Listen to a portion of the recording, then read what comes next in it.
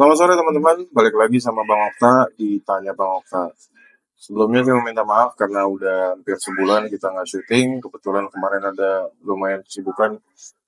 Dan sore ini kita mau coba konsep baru, di mana saya bakal ditanya-tanya sama editor saya yang lumayan bawel, namanya Bos Alma. Nah, ceritanya kita mau ngobrolin apa nih sore ini bro? Lu tahu ini nggak bang? Selebriti namanya Nikita Mirzani. Ya tau lah, gua kan dulu dekat sama Bang Ferdi juga. Nah, ada kejadian nih baru-baru ini yang libatin Nikita Mirzani sama anaknya Loli. Oh iya dengar. Nah, jadi tahun 2023 itu Nikita Mirzani berselisih lah dengan pasangannya saat itu kan. Nah, yang udah jadi mantan suami itu. Oke. Nah, anaknya si Loli ini itu jadi ikut berselisih juga dengan Nikita Mirzani dan pada akhirnya milih untuk ikut mantan suaminya ini. Oke. Nah, sampailah baru-baru ini ada kejadian Loli menjelekin Nikita Mirzani di ranah publik di medsos. Yes. Menurut lu bang, kalau misalnya ada orang menjelekkan orang lain, ranahnya publik gitu di medsos gitu, menurut lu gimana? Dari kacamata perspektif hukum. Gue bicara normatif hukumnya dulu ya. Hmm, Jadi di KUHP itu di pasal 310 dikatakan bahwa menyerang kehormatan atau nama baik orang lain supaya hal itu diketahui oleh umum dipidana maksimum 1,5 tahun. Pertama itu ada pidananya ya. oke. Dan di Undang-Undang ITE itu Undang-Undang Nomor 1 Tahun 2008, Undang-Undang Nomor 19 Tahun 2016, Undang-Undang Nomor 1 Tahun 2024 itu dikatakan bahwa mendistribusikan informasi elektronik berisi penghinaan atau pencemaran nama baik itu pasal 27 ayat 3 dipidana 6 tahun atau denda 1 miliar itu pasal 45 ayat 1.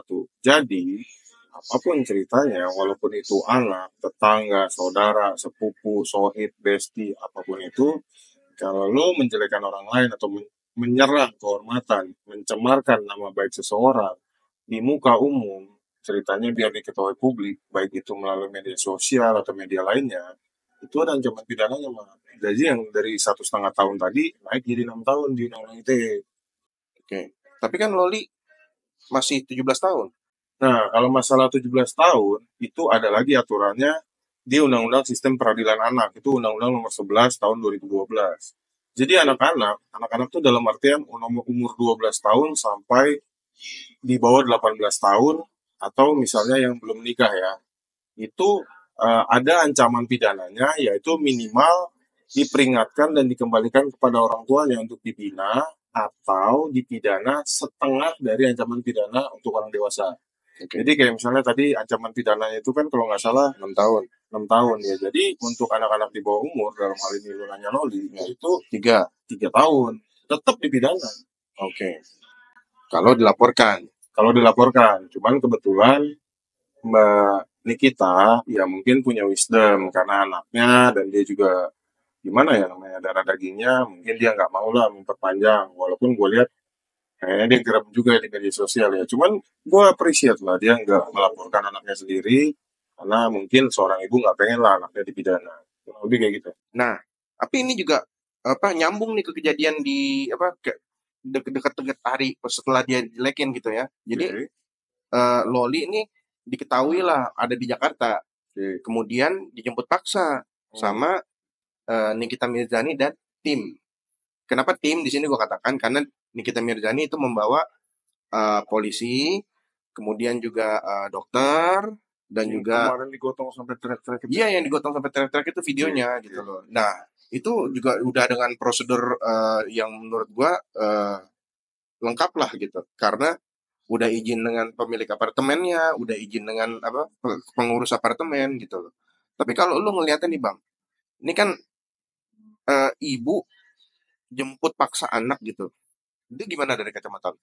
Pertama sebenarnya yang dilakukan Nikita Mirzani itu eh ya menurut gua nggak perlu bawa polisi, nggak perlu bawa siapa-siapapun bisa ya. Cuman mungkin dia menjaga takutnya ini ya wajar lah namanya dia apa public Figur. figure selebriti kan, dia menjaga lah biar nggak jadi masalah. Cuman nih gue bacain aja ya, dalam Undang-Undang Perkawinan nomor 1 tahun 74, anak di bawah 18 tahun atau yang belum kawin itu ada di bawah kekuasaan orang tuanya. Itu pasal 47 ayat 1. Jadi apapun ceritanya, mau ini anaknya Nikita Mirzani, mau ini anaknya tukang beca, mau ini anaknya artis, mau ini anaknya pejabat, kalau dia masih di bawah 18 tahun atau belum pernah menikah, itu dia ada di bawah kekuasaan orang tuanya.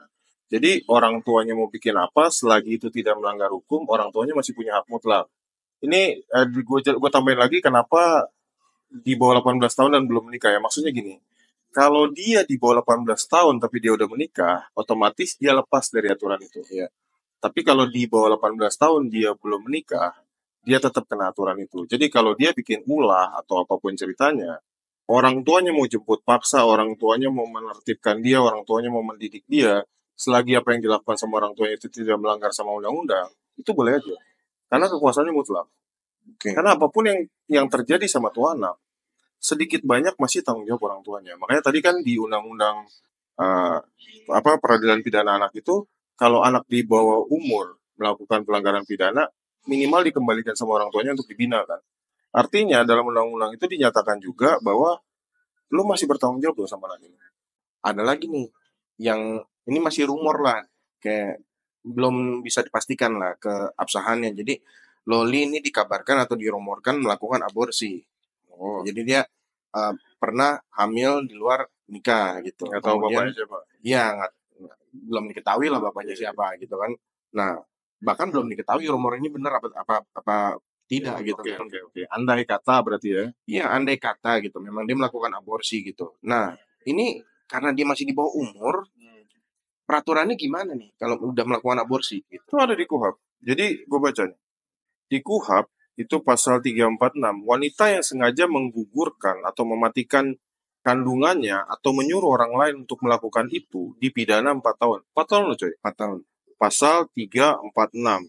Cuman karena dalam Undang-Undang Sistem Peradilan Pidana Anak tadi itu nomor 11 tahun 2012 diatur bahwa ancaman pidana maksimalnya itu dipotong setengah kalau memang di penjara ya.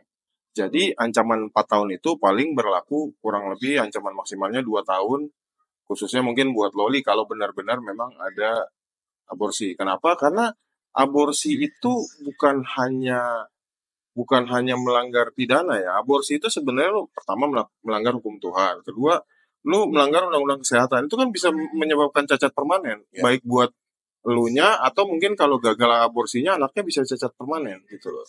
Makanya diatur dalam undang-undang ada pidana buat aborsi tadi untuk mencegah yang kayak gitu. Oke. Apalagi kalau misalnya anak gitu ya melakukan aborsi, ada dampak psikologis juga kan gitu. Oh pasti, cuman kan bukan ranah gua. Jadi mungkin nanti next kalau memang kita mau bicara psikologisnya, bolehlah kita undang psikolog yang lebih ngerti soal itu. Ya. Kalau gua kan cuma ngomongin ranah gua aja. Hmm. Apa yang boleh, apa yang nggak boleh, apa yang diatur sama undang-undang. Kurang lebih kayak gitu. Nah, secara keseluruhan nih Bang, berdasarkan kejadian Loli yang berselisih sama Nikita Mirzani gitu. Lu bagaimana melihatnya kejadian ini? Oke kok. Jadi terus terang ya, buat Nick Mir yang selama ini kontroversi, dalam hal ini gue lihat langkahnya udah bagus. Ya kalau untuk yang lain-lain gue nggak komen ya. Cuman untuk urusan kasusnya sama si Loli ini anaknya, bagi saya, bagi gue itu udah tepat. Kenapa? Karena pertama, waktu dia dijelekin, dia nggak lapor polisi. Gimana pun kan namanya anak keluar dari kandungan, ada chemistry-nya lah. Walaupun gue lihat kayaknya di media sempet lah ngeliat tuh. Kayaknya di media udah lumayan geram juga dia ngeliat anaknya. Itu satu. Kedua, waktu anaknya nggak jelas di mana, katanya mau kabur dari rumah, bla bla bla segala macam ikut sama mantannya dia jemput paksa lah ceritanya. Itu pun gue yakin dia nyarinya agak sulit. Kenapa? Karena tuh anak kan sempat di luar negeri juga ya. Tapi bagi saya, bagi gue, upaya itu udah bagus. Artinya dia mencoba untuk terlepas dari mangkalnya dia, terlepas dari kecewanya dia mencoba untuk menyelamatkan anaknya. Buat Nikita Mirzani yang selama ini banyak sensasinya, bagi gue itu lebih bijak. Ya mungkin faktor umur ya. Dan satu lagi, mungkin untuk mencegah dari si anak ini kena pidana. Kenapa? Karena tadi aborsi itu ada pidananya 4 tahun. Dan nggak ada seorang ibu yang mau ngelihat anaknya masuk penjara, walaupun maksimal ancaman hukumannya cuma 2 tahun ya, karena setengahnya kan. Jadi bagi gue langkah dia itu udah bagus, udah tepat dan kelihatan kalau memang udah mulai dewasa lah. Layaknya sayang atau cinta ibu kepada anak gitu ya. Ya kurang lebih kayak gitu. Oke, baiklah. Siap. Thank you nih Bang. Udah sharing-sharing jawabannya, udah tanya-tanya. Next, kalau misalnya gitu boleh tanya-tanya lagi ya. Oh Boleh. iya, buat yang nonton juga, kalau misalnya mau ada yang ditanyakan ke Bang Okta, boleh. Jadi buat teman-teman yang mau nanya apapun itu, nanti mungkin pelan-pelan di video-video berikutnya bakal dibacain sama Bang Alma. Siap. Thank you Bang. Makasih ya.